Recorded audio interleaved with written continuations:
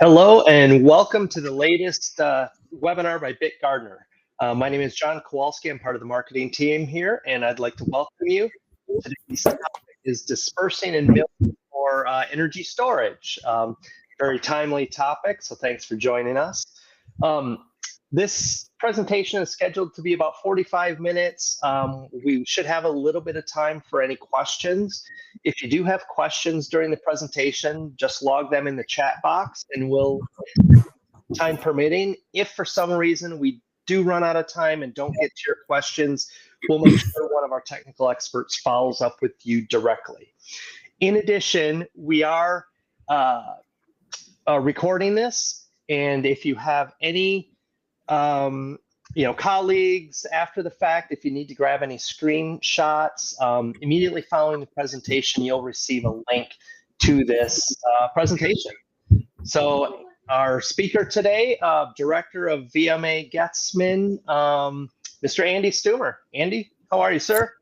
I'm doing great, John. Thank you. How are you? I am well. It's nice and sunny down here in Tennessee, and looking forward to spring. Same here. All right. It's about 70 degrees up here in the Washington, D.C. area where I'm located. So welcome, everybody. Glad that you are here. And today we're talking about dispersing and milling, mainly for batteries and fuel cell applications. So it's pretty interesting. We going to dive right in. First, we're going to do a brief introduction about the end use market. Then we go right into the dispersing and milling process overview, what it means to disperse properly and mill materials, and how we go about doing it the most effective and efficient way, and actually what happens when we apply energy with a dispermat or a media mill.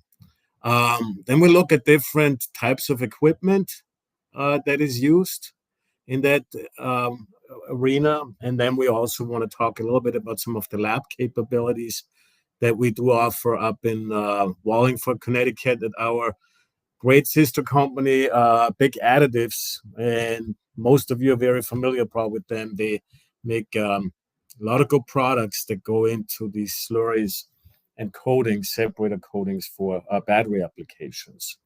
And as you can see here, the picture is really a good snapshot of all the different products that we offer. So, from dissolvers from very small laboratory scale all the way up to production machines. And then we'll go through those later down in the presentation. So basically, and this is not just lithium ion, it's just generally speaking, the battery market, it's growing quite a bit. You can see it's exponentially growing 2030, 17.3% increase all over the world. China is probably the biggest market until 2030, and then probably there'll be a shift. A lot of the patents today are owned by Chinese corporations and companies, but we are on their tail, and hopefully the next generation of batteries then will take the upper hand. So pretty interesting development, to say the least. So dissolvers and milling equipment, there are different types of milling systems. So we have our traditional horizontal bead mills. There are these immersion mills. Some people call them basket mills. And they are really used very effectively in that space. So don't need to read each and every one of them, but all these are materials that are being dispersed and milled. Just carbon black is a pretty popular one that goes into cathodes that we are effectively milling with our TML basket mill and achieving really good results. We'll talk about that in a little bit. So what are we trying to do here? So basically, we have electrolytes. These are slurries. They're obviously liquid, and they are basically an anode and the cathode, and they are separated by a separator or barrier coated film. And then basically, these anode and cathodes need to be processed by using a dissolver to really achieve homogeneity and also achieve the right particle size. Not only for the electrolytes, but also for the separator coatings, where customers are really looking for very small particle size, sometimes even below 50 nanometers, requirements to allow the ions efficiently, moving in between the anode and the cathode. So the right mixing and dispersing equipment really is the key. Obviously, formulation plays a critical role there also. And then we need to have the right measurement tools, right? So viscosity measurement is always critical. Rheology comes into play. How do our materials behave when we disperse them? So we have some interesting new developments to actually measure the viscosity in real time during the dispersing process. So you don't need to actually utilize a viscometer. You can see viscosity, live viscosity data on the display of our dissolver. And we'll be talking about that in a little bit. That's really critical, not only for the development phase in the lab, but when we upscale that to pilot and manufacturing, that will be really a good data point to have. And then obviously, upskilling. So a lot of the customers that are successfully preparing the slurries in the lab need to find a good way of how do I go from lab now to pilot and then to manufacturing, but maintaining the same results. That's really critical, and the right equipment will help us get there. So in this case here is an example of a Dispermat. It's a dissolver. You can see a closed chamber with a vacuum system, and that particular unit has a torque measurement sensor, the TMS sensor.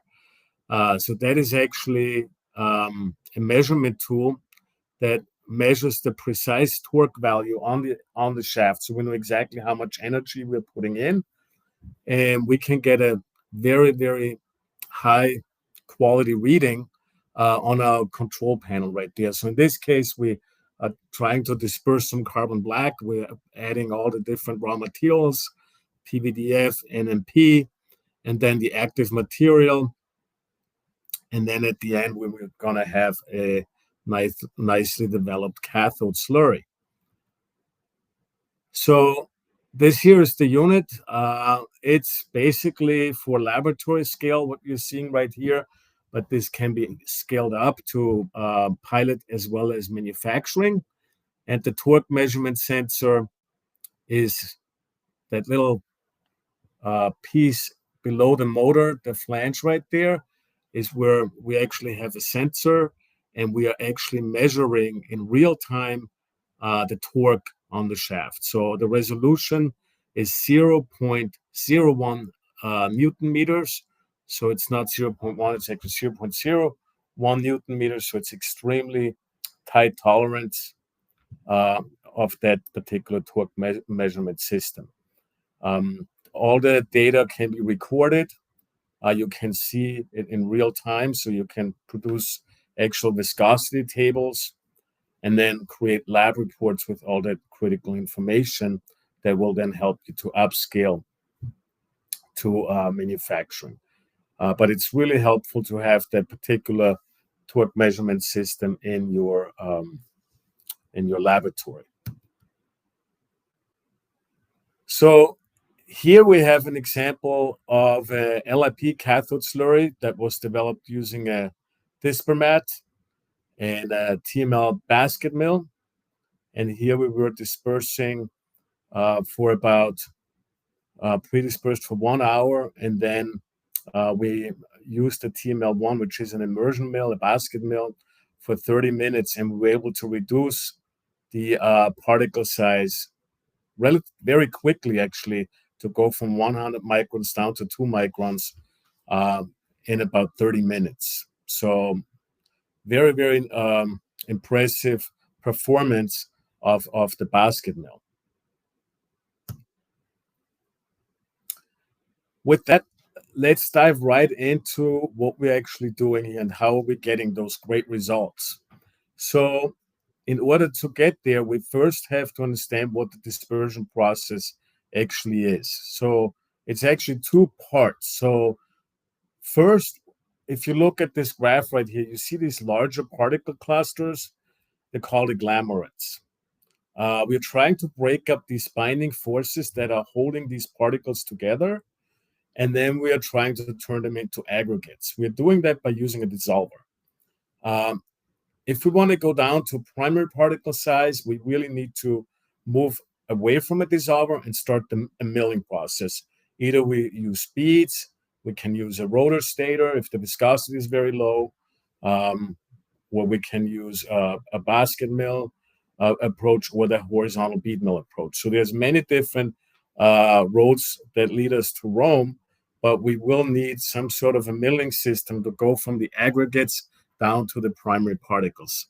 And then obviously it's very important once we are deagglomerating our materials that we keep the particles in a suspended state and stabilize them with the right additive package. So that's also a very important part of the dispersion process. Here you can see on this graph, we're first wetting our materials as we're adding them into our liquids. And then we use a dissolver blade to deagglomerate. And then for grinding or fine grinding, we're moving from the aggregate size down to primary particle size is when we use the actual milling systems. Here you can see a rotor right there, and that will do a great job getting us down to primary particle size. And then again, stabilization of the particles is key to really make sure they don't flocculate back together. Otherwise, there is no point in going through this exercise. So here is just a picture. I think we tried this earlier. The video is not working for some reason, but basically what you're seeing right there is the Dispermet AE. We are working on a cathode with the carbon black and using a basket mill or an immersion mill to produce smaller particles. So in this case, it's the TML basket mill. You can see it's actually submerged in the smaller vessel. We have cooling jackets to properly maintain the right temperature. When we are milling, we're putting in a lot of energy, and that allows us then to really keep the temperature in check and make sure we don't overheat our product. Big USA, our sister company, they have the different types of wetting and dispersing agents, as well as defoamers, but they also have something called Laponite RD, which is basically an additive that goes in to this formula to basically help with viscosity and suspension properties of these materials. So this is also the Dispermet AE that you can see there with the C control panel, and the torque measurement system was also used to always get accurate data from the viscosity change in viscosity during the milling process. So the question that comes up a lot is, so at what point, what should be the particle size before I start the milling process? So you always start out with the dissolver first. Once you reach about 10 to 30 microns of particle size, that's kind of the rule of thumb. That's when you would move over to a bead mill. And then depending on how small you want to go, there are different bead mills that will help us get there.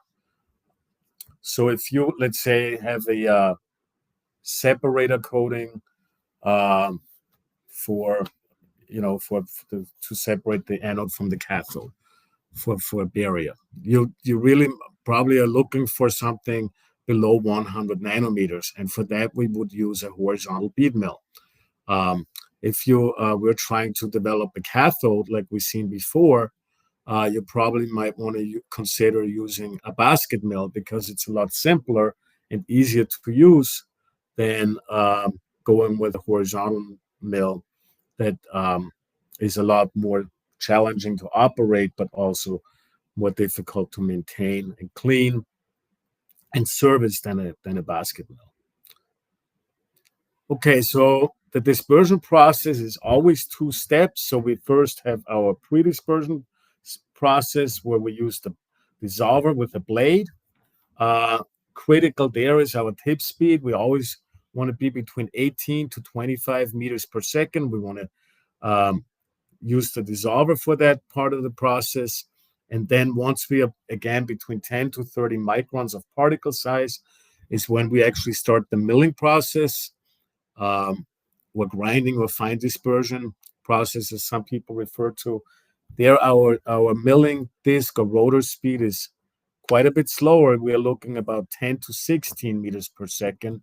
And then depending on the operation, the product volume, the viscosity, and the particle size, the final particle size, we can either choose between vertical bead mills, basket mills, or horizontal mills. VMA here offers all different milling systems for the various applications. And like I said earlier, there is many roads that lead to Rome, but for very specific particle sizes, you really need to dial in exactly whether you need the basket mill or horizontal mill, for example. Okay, so when we talk about the pre-dispersion process, what always comes up is that ratio between my blade and the container. The rule of thumb is about 1/3 of the container size should be the blade diameter. That's optimum. And then obviously, depending on the viscosities, we can change that and either decrease the diameter of our blade or increase the blade diameter. There's a table on the right-hand side that kind of shows you the different blade diameters to the vessel size. So that is really helpful. So for example, if you take, let's say you have a 1 liter is about a quart container, you actually have the ability to use a 30 millimeter diameter blade all the way up to a 70. So there's quite a good big range, but the sweet spot would probably be about a 50. So if you're dealing with products that are highly viscous, you want to increase the diameter of your blade to really get the product moving. If your product is very thin, like water, then or something similar, then you want to be using a smaller diameter dispersion blade to move the material around. You don't need a very big blade for that. But for really viscous materials, the blade diameter should definitely be larger.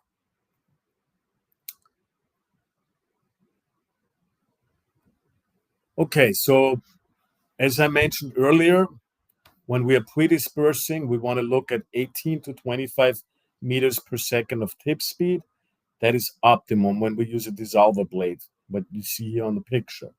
When we are milling, our speed is slower, 10 to 16. Some people say 9 to 15 meters per second. That's okay as well. But your milling speed, your tape speed is much slower. So the formula for that is obviously the diameter of our blade times pi times the RPMs. And if you want to calculate meters per second, you divide everything by 60. That will give you meters per second. Important to remember is that if you do that calculation, that you express the diameter of the blade in meters. So if you have a 50 millimeter blade, for example, that number would then be 0.05 times 3.14 and times the RPM, let's say 3,000 RPMs, and then divide everything by 60. That would give you the tip speed of a 50 millimeter blade running at 3,000 RPM. in meters per second. So that's always an important calculation. We always want to know what is our actual tip speed. So the RPMs are important, but more important is the actual tip speed or peripheral speed of our blade or rotor. This is also really important when we go and upscale from laboratory to pilot and manufacturing. Now, the higher end models that we offer, like the AE, for example, where we have a new CV3 Evo, they have a very nice control panel. We call that the C technology, and that will automatically calculate the tip speed for you. So you don't have to do that calculation yourself. You actually will be able to see that on the screen, and you always know exactly, am I dispersing properly or am I too slow? So then we have something called the donut effect. So it really looks like this. So the donut effect is basically the visual cue that we get when we look inside of a container. And when we are optimizing the dispersion process, we actually want to see that nice, beautiful donut being formed. So what's important to remember is during the dispersion process, these blades have these tips. And by dialing in the proper tip speed, we're able then to do the de-agglomeration right there at the edges. You should actually have the same effect below the blade. It's just not drawn on this slide right here, but it would also happen on the bottom of the blade. And if you're optimizing the tape speed, as you see here, this is actually just a generic picture of a coating, but the principle still applies to any type of slurry. We have 21 meters per second, and we are putting in about 850 watts of energy. So you can see that I'm looking at a really nicely formed donut. So I know this looks good. I'm putting in a good amount of energy, and I'm definitely, moving right along the dispersion process, and I'm de-agglomerating my larger particles. Now, there'll be cases when you see something like that. You're like, I'm still running at 21 meters per second, but what's going on? I don't see a donut anymore. Well, if you look at the amount of energy that you're putting in, even though you're maintaining the 21 meters per second, you are now only at 320 watts. What that means is that your viscosity of the slurry is very low. So it's very difficult for the dispermat to put in the energy because there's not enough resistance. So the way to compensate for that, either you disperse longer periods of time, or you are changing the formula to increase the viscosity, allowing you to put in more energy. And that would also then change the way that donut is formed. Because what's happening here is the donut would automatically collapse as soon as it's being formed. Now, you could also play around with the diameter of the blade and see if that has a different effect. But if the blade diameter is the same as on the other example picture, then it's really a matter of that the viscosity in this case is too low to put in a good amount of energy. That means it will take you longer to achieve the desired effect. And then we have cases where we're putting in the same tape speed, but we don't see a donut at all because it's very thick, but we're putting in 900 watts of energy. Doesn't mean we're not dispersing. It just means that there is no donut. The donut can't form because our viscosity is so high. So we're not seeing that donut. In this case, obviously, maybe you want to change the blade diameter and maybe use a larger blade diameter, but it's very unlikely that you'll ever see a donut in this case. So when would you probably see a donut? A donut would probably show up anywhere between, if you're running at 21 meters per second, you have the right blade diameter, anywhere between 3 to 5,000 centipoise, you should have a really good looking donut forming. Otherwise, if it's too low, again, the donut won't be forming. And if it's too high, you won't see it either because it's just too thick. So important here is optimizing our dispersion results. What are we looking for is obviously the length of the pre-dispersion time, that we have a donut effect. Ideally, if it's not there, it's related probably to the viscosity of the material. Doesn't mean we are not achieving the agglomeration phase. It's just that we can't see the donut. Tape speed, again, 18 to 25 meters per second. Blade geometry is critical. It's, diameter. And then the type of impeller blade. So there's many different versions of blades out there on the market. And that's also critical that you pick the right one. The amount of mill base, so we usually recommend about a 50% fill rate in a container, up to 70%. Anything more, you probably spill your material. If you have an open container, even if you go larger than more than that, it's not really the best way to go about it. So 70% should be kind of your maximum, and then the minimum about 40% of fill rate. Our filler concentration, our raw material concentration obviously plays a role. Temperature, we try to keep it on the lower end.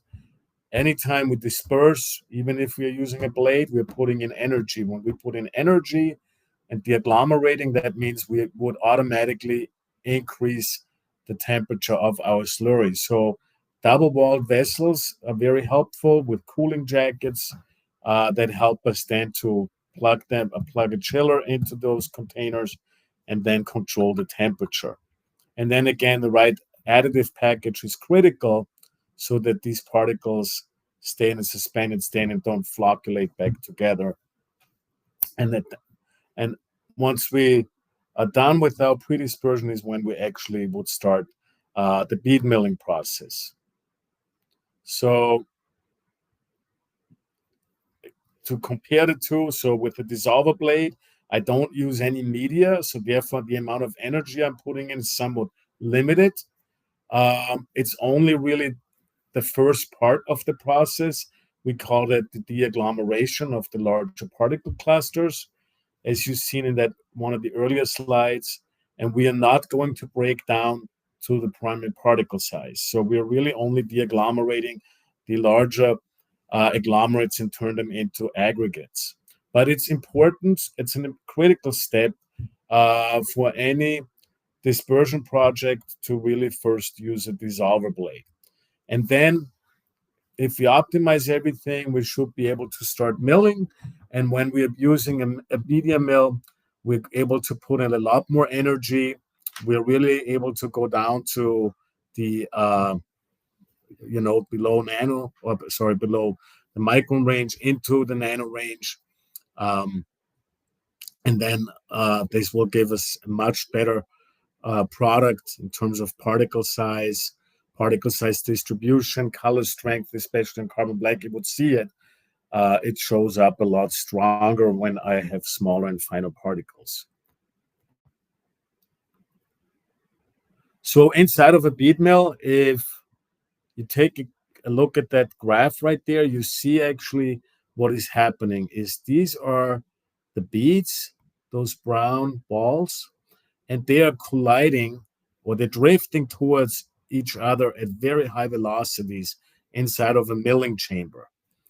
And the particles, the aggregates, are actually pushed away by that motion. So think about it this way. When you were a little kid and your mom gave you a rubber duck in the bathtub and you were trying to catch that rubber duck, you know that it was not easy to actually get a hold of that rubber duck, because as soon as you clapped your hands together trying to grab it, that rubber duck would get pushed away. And it's kind of like the same principle inside of a bead mill. So think of the beads as your hands and the particle, the aggregate, as that rubber duck. So as the beads collide together, that particle gets pushed away. And that force is actually what's causing the breakup of the binding forces, these van der Waals forces, to really separate these particles. That's what's happening. There is also obviously some form of impact grinding that takes place. So that means if it's the collision course of a bead, of two beads colliding exactly at the moment when you have a particle in between them, but the probability is actually relatively low of that happening. So you need to have a lot of beads and a long milling time to have a lot of um, true mechanical destruction of the particles because of the beads colliding together and crushing those particles. So that's actually what's happening inside of a bead mill. And that helps us to get these particles down to a super, super small primary particle size. That's something that you would not be able to get to with just using a dissolver blade. So that's why this technology is so critical to get very good quality products. So this is a good formula to remember, and it's about the kinetic energy of our beads during the milling process. So the weight of the beads play a very important role in that. So you want to have beads that are always heavier, and that would allow you then to have a higher kinetic energy as the beads are moving through the milling chamber, uh, dialing in the correct rotor speed, of course. So that formula, maybe you want to write it down, or you don't have to, but it's kind of important that you're able to use that when you make a bead selection. There's a lot of different suppliers out there offering different types of beads, and then you want to look at the weight of the beads, the specific gravity, and then it gives you a good idea of how much kinetic energy you're actually getting out of these beads during the milling process if you keep the rotor speed the same, trying to compare different bead types and beads sizes. Obviously, that larger beads usually weigh more than smaller beads, but then again, you're going to run into a situation that if you want to reduce the particles, you also need to progressively move down in media size to have that desired effect. You'll see that in a couple slides here. So if you, for example, are using glass beads, you are only going to be about two and a half, a third in weight of what a zirconium oxide bead would have. So it's highly recommended to use, ceramic beads. They are heavier. They're also a lot harder than glass, for example, and that will give you higher kinetic energy and give you much better milling performance. So always look at the data and compare what's out there on the market. So here is a good example. Again, we have these larger balls. These are your beads. And then we have these small clusters in here. These are the milled, that's already the aggregate turned into primary particles. And then that little ball in between the two large ones, that actually would be an aggregate cluster. And then through the motion, you're able to reduce smaller and smaller particles. So that actually happens right there where these two beads come together in these corner. That corner right there is actually where that happens. So as you are going down in particle size over time, you want to also reduce the particles, not the particle size, but the bead size as well. That will then allow you to continually keep producing smaller and smaller and smaller particles.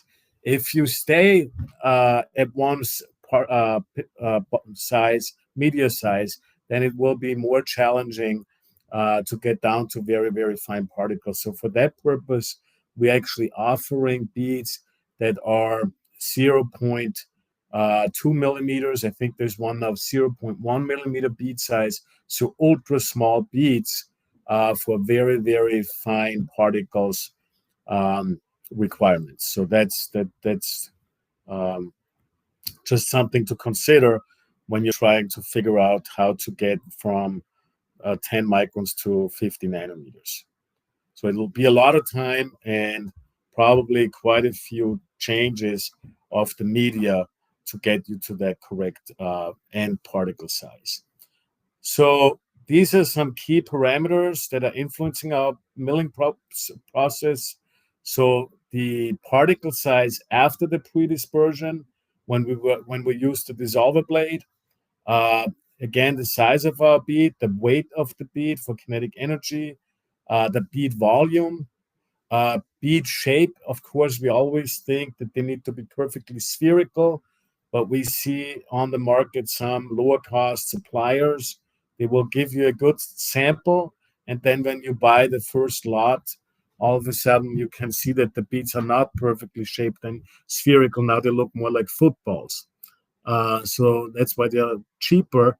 But so you always want to make sure that you have perfectly spherical beads. They will also wear more evenly, and that means you have more consistent milling results. So that's something that's very important. Again, tip speed here, 10 to 16 meters per second of our rotor or milling tool. Product temperature is very critical when you're milling. You're putting in a lot more energy than when you were using a dissolver blade. So cooling is absolutely a must, and you should get a really good chiller that actually matches the motor power of the dissolver or the medium mill. So if you are looking to buy, let's say, a Dispermat or dissolver for your lab space, and that has 2.2 kilowatts of power, then you should also be matching the chiller to that power. So the chiller should at least have 2.2 kilowatts of cooling power. If you're buying something with less cooling power, then the product will be heating up over time. So you always want to make sure that the chiller is at least equal or better in power than the actual Dispermat or the media mill that you would be using. The amount of passes through the milling chamber or milling basket, the volume, the milling time, the length of time the product actually stays inside of the milling chamber is very critical. The viscosity, again, always important, not only when we're dispersing or pre-dispersing, when we are actually milling. We always want to make sure that we have viscosity that allows us to put in a good amount of energy, not too thick. If we get too thick, milling might be problematic because the material won't easily flow through the milling chamber or a basket, right? So we want to at least have flowable material. And if it's too thin, then that's more challenging to really put in the energy that is required to break up the aggregates and turn them down to primary particle size. So that again would mean longer milling time and just a more drawn out process. So viscosity is very critical to maintain that and also monitor it during the dispersing or milling process. And then obviously the different types of bead mills that would then come into play depending on what final particle size you're looking for. So a Dispermat is a great tool to have for the lab, but also for production, because it allows you to use different attachments. So it's the only tool really that you need for all your dispersing and milling needs. You have a dissolver, that's how it would ship, with the torque measurement sensor, and then you can actually accessorize it with these different components. So we have a rotor stator, we have a vertical bead mill, a wall scraper system.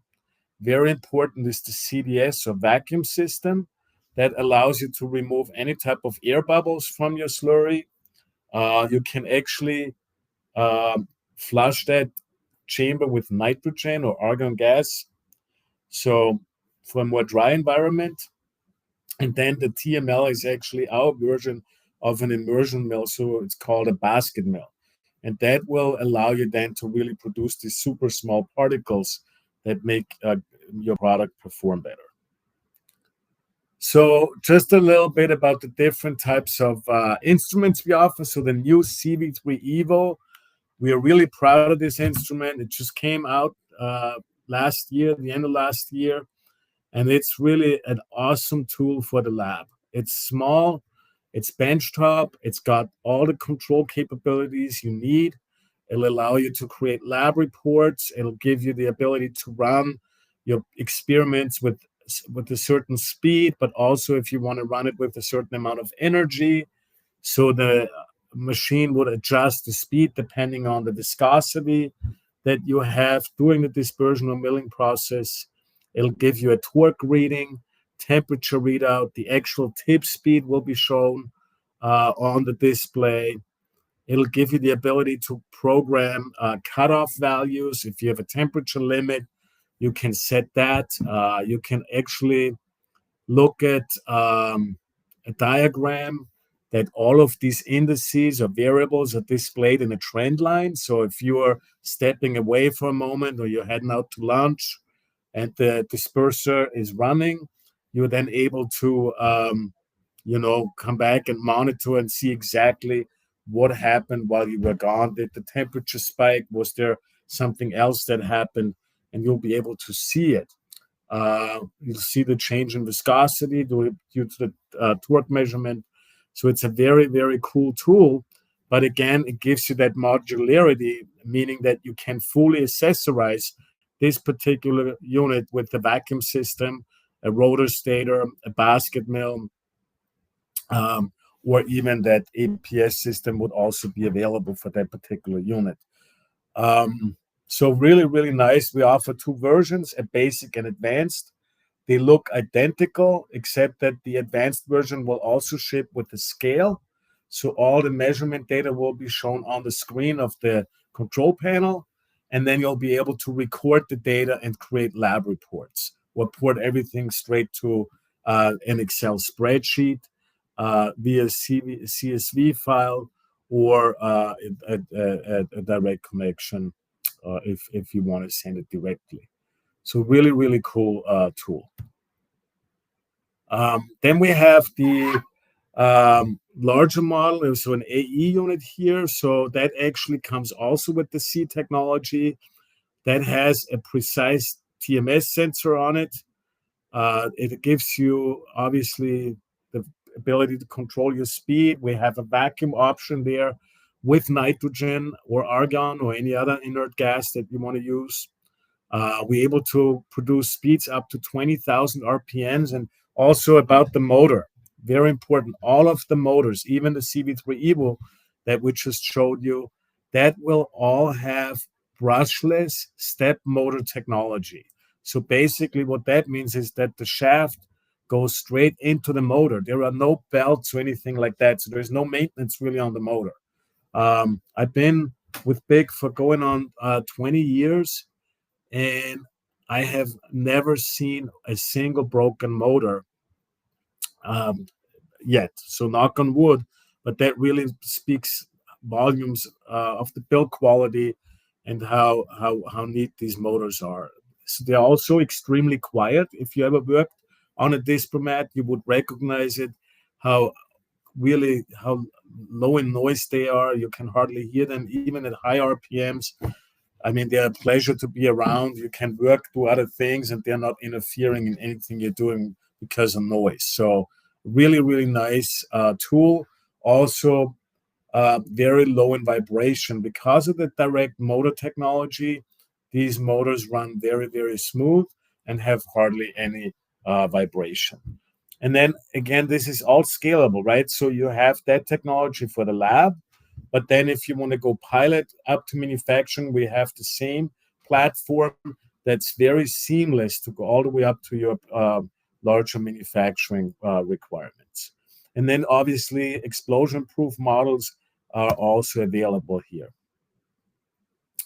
Here we have a Dispermat that actually has full vacuum capability built in.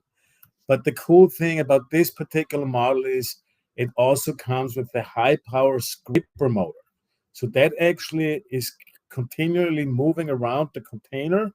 You can turn that on or off. It moves in the opposite direction of the blade direction. So it always pushes all the material into the center of the container. And then the blade will do a really good job dispersing everything and at a very constant rate and very effectively. So that is a very, very cool tool, especially that I can pull out all the air and I can put in nitrogen or any inert gas that I may want to use for that. And again, that is also scalable, laboratory up to manufacturing also. Now, we offer, this is a labs model right here, and the same goes with the larger models, even up to production. We offer different container sizes that will work with one machine.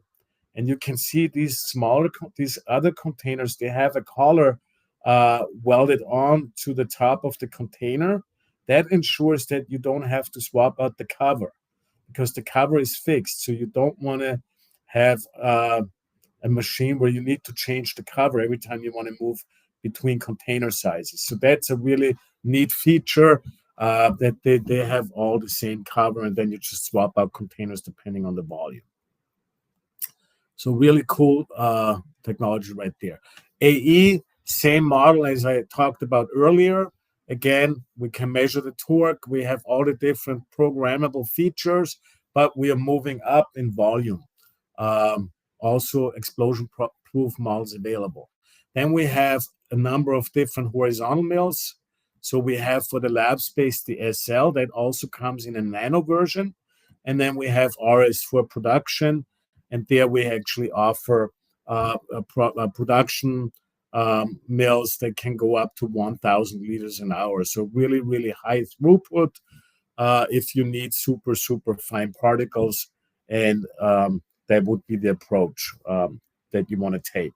There is a vacuum option also available that allows you then to also purge with nitrogen or argon if you need to. So for production, quickly, this is the Dispermat SC. It's a bread and butter production unit for us. It's fantastic for many, many reasons. Again, that brushless step motor technology, people that use them in their manufacturing facilities absolutely love them because they're so quiet. And you can hardly hear them even when they run at high speeds. Up to 2,000 liters of product volume with the container size. So we can use a 2,500 liter container. But here's the cool part. We can actually also attach a basket mill system onto the same unit. That allows us to really then use it as a combination system. I can use it as a dissolver, but I can also use it as a milling system, which is really cool because now I'm only using one machine for both application instead of having to buy multiple pieces of equipment. There is also the option to get a full vacuum system, and I'll show you that in a minute here. So that quick change system is something that we offer, and it allows you then to seamlessly transition between the dissolver over to a basket mill. There's obviously ceramic options there with ceramic liners and ceramic milling discs, specifically for batteries.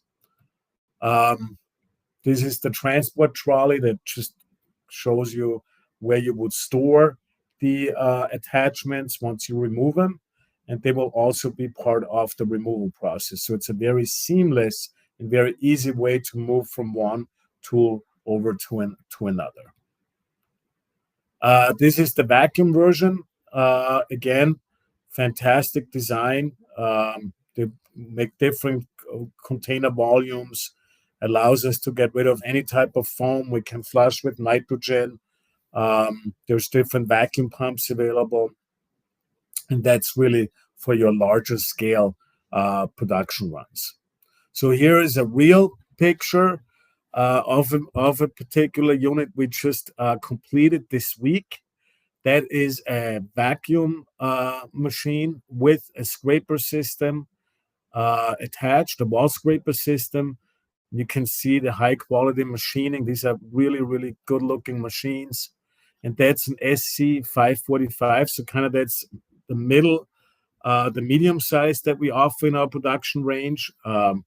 There's actually a good picture here with the cover and the lip seal. and then you can actually see the scraper arm and the scraper blade come down. And these are high-powered scrapers, right? So they're used for really, really moving very thick materials. We have one customer outside of the battery arena, but what they're doing is they're actually manufacturing some type of slurry using silica, and it's basically sand, and they're processing very fine sand with water and some additives, and it actually makes it looks like mud. That's the best way that I can describe it. It's literally mud, and it behaves like mud, it looks like mud, and it's very thick. And they have no problem moving the mud with this particular system. So very powerful, very effective. This is a top view of the cover. So we have, this can also be designed by custom. So we have different ports. We have actually a glass that you can see what's going on inside. We have a high-powered LED lamp that will give you a good view of what's actually happening on the inside of the container. Now, the container can also be jacketed for cooling. Here you can see the pneumatic lift cylinders, which is also very important. These are these two cylinders on the right and left side of our main shaft. Now, what that allows you to do is actually independently move the cover up and down, independent of the actual shaft. So that comes in very handy when you're cleaning the cover, because you can move it up really high and then have good accessibility to the bottom, and can really do a good job cleaning than bending over and trying to get underneath the cover. So that's very, very helpful. Then we have a system, it's the 2-in-1 called the Dispermat TM. So here you don't change anything. The dissolver and the basket mill are already built as one system. Also very cool, we can offer a vacuum system here. Unfortunately, when you are actually using a mill, like a basket mill like here, then a scraper arm is not an option because there's not enough room. But you wouldn't actually need the scraper arm when you're milling because of the viscosity. So a scraper arm would only make sense if your viscosities were really, really high. And at that point, if they're that high where you would need a scraper, then a basket mill may not be the right thing to use anyways, because it'd be difficult for the product to go in and out of the basket. Just another picture here. Again, very well thought out system with cooling capabilities, not only of our basket, but also obviously the containers. And again, the 2-in-1 makes it so versatile that you're only having one machine for all your dispersing as well as your milling needs. So that is a really, really cool piece of equipment. So just a quick look at the actual basket mill design. So we have a basket or chamber with an opening on top. Right below it is a vortex wheel that actually has the purpose of drawing your slurry into the basket. Inside here, what you don't see on this picture, actually there are beads in here. You fill that up, that chamber with your beads. And then you have the milling disc right below. So the beads get thrown around here at very high velocities and basically doing all the milling action. Now, our design is different to some of the other immersion mills on the market, and this is very important. We have a screen on the bottom that allows you then, or the flow of the slurry to come out of the basket and then get pushed back to the top. That's what that blade is for on the bottom below the screen. So you get very efficient and good flow of your slurry in and out of the basket. Now, there are some dispersion mills immersion mills or basket mills that have screens on the side right here. Well, the problem with that is that this is exactly where we're producing all the energy. So we want to actually cool that area. That's why we close it and have cooling jackets right in here.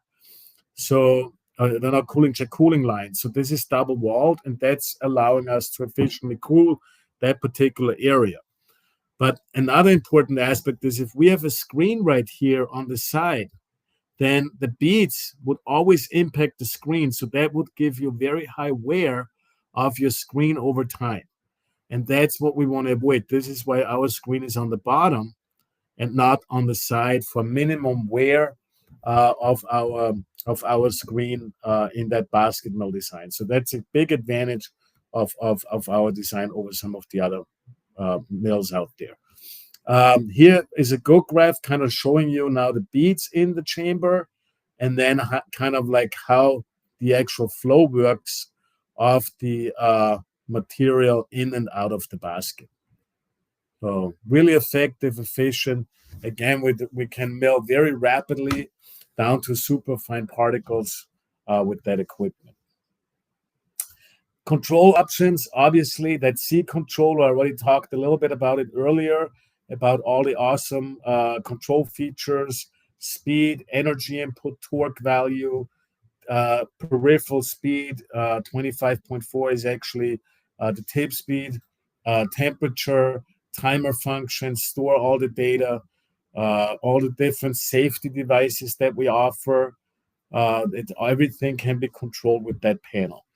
And then we have very simplified panel for manufacturing, still getting us the speed and the amps that we are putting in and temperature. Important here, the operator always has to have both hands on the panel or he could not close the cover. So in order for him to, or her to close the cover, he has to turn both the bottom left knobs both in the same direction. Only then will he be able to lower the container cover so to avoid the hands getting squeezed or crushed between the cover and the container lid. So safety is always very, very critical. We have some really cool lab space here in the US in Wallingford, Connecticut at BIC USA. We have a very well advanced dispersion lab where you can come up for testing. And we also have a lab at VMA in Germany where we can offer the same services. We have all the latest and greatest equipment. We actually added now a pilot scale AE10 unit up there as well. So that will give us more capabilities to run larger volumes. And we'd welcome you to come up there, check it out, work with us on your projects. And then our colleagues at BIC USA, they are always helpful. So when you come up there, not only looking at the equipment, but then there'll be somebody available from the chemical side to really give you advice or support with the different types of additives that can help you improve your formulations if that's something that you want to have available. So the lab is really first-class facility. We call it a battery and additive development center. So it's the processing center also of these different formulations. We're able to show you the performance and how these formats work with the different milling attachments, giving you the best results. We're able to help you upscale from lab to pilot as well as manufacturing. Again, those synergies between BIC Additives and our group are very important. We don't want you just to look at us as somebody who is going to supply you with a piece of hardware, a dissolver or a medium mill. We really want you to look at us as a full turnkey solution provider, somebody who can help you not only develop products, but also help you with the right selection of equipment and then give you that long-lasting support to ensure that you're actually able to upscale and produce really good quality materials. So with that, I want to thank you for joining today. Appreciate you coming and turning it back to John. Yeah, thank you, Andy. Great stuff. We're right at the top of the hour. Immediately, following this, you'll receive that recording. Feel free to share it around, look again. If you have any questions, you can simply hit reply and any of the marketing messages you get, and I will myself or my team will funnel it to the technical specialists. We have 2 questions that I can go into. If you'd like to stick around, I've got time. You good for 5 more minutes, Andy? I'm good. Yeah. All right, perfect. And if you have to drop, you have to drop. I get it. So first question, the quantity of bead in grinding, what is dependent on that? So the bead quantity obviously depends on the type of milling system that you would be using, right? So you have a horizontal media mill, you have a basket mill, and then you have obviously what they call vertical bead mills. So there are 3 different milling systems. So depending on the milling chamber size, right, that would dictate the volume of beads. So if you were to look at basket mill, for example, we have a TML 05, TML 1, all the way up to a TML 250. So there is a table that shows you exactly how much beads would go into each of these milling systems. That's what would dictate basically the speed, and then obviously the size of the bead, but it's always calculated based on milliliter fill rate. So even if you're using smaller beads, you would still need to hit that fill rate. So that's how that is calculated. Nice, thank you. And then the last question here, to get minimal time of milling, what parameters should be considered? So I would say the best return of your milling time would be optimizing the formulation. Definitely have good viscosity, that the material flows, that it's not too thick, that it's not too thin. As I mentioned earlier, if the material is very thin, that means you need to mill longer because it's more difficult to put in the amount of energy needed to break up these binding forces. So you want to look at viscosities ideally between 2,000 to 5,000 centipoise. Even higher is not a problem, but that, in our experience, is a really good range to give you a good optimum starting point to put in good amount of energy to have a very good flow in and out of the mill, and then give you the ability to put in a very good amount of energy. That's really, really important. Nice. But then again, it depends also on the milling system that you're using, right? So that the helpful part there is that with our system, that torque measurement system or TMS sensor can really help you get a good idea of what actually is going on with the viscosity during the dispersing and milling process. So that means if I know what's going on, then I can adjust the parameters of my mill to put in more energy, for example, or to reduce the amount of energy. Also, then heat generation becomes critical, right? So you want to be able to also have the right cooling capability. As I'm milling effectively and efficiently, I'm also putting in the energy. That means I'm now producing more heat. Now, what happens there? Where does it go? So we have to be able to cool it properly, or we run into danger of overheating our materials. So nice. But all right.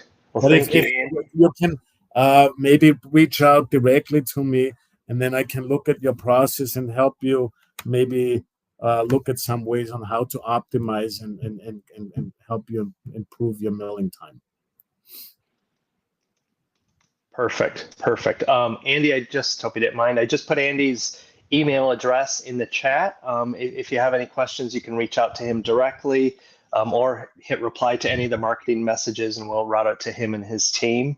Also, if you notice in the chat, kind of my welcome message at the very end, there's a link to the YouTube channel where you'll see recordings of these webinars, videos of the Dispersion Lab, and some other things. So definitely take a look there. Thank you for joining us today. Educational as always, Andy. I seem to always pick up a couple more things every time we do these together. So thank you. Appreciate your time and expertise. And thank you all for attending. Look forward to seeing you on future Bitgardner web seminars. And have a great day. Thank you, everybody. Bye.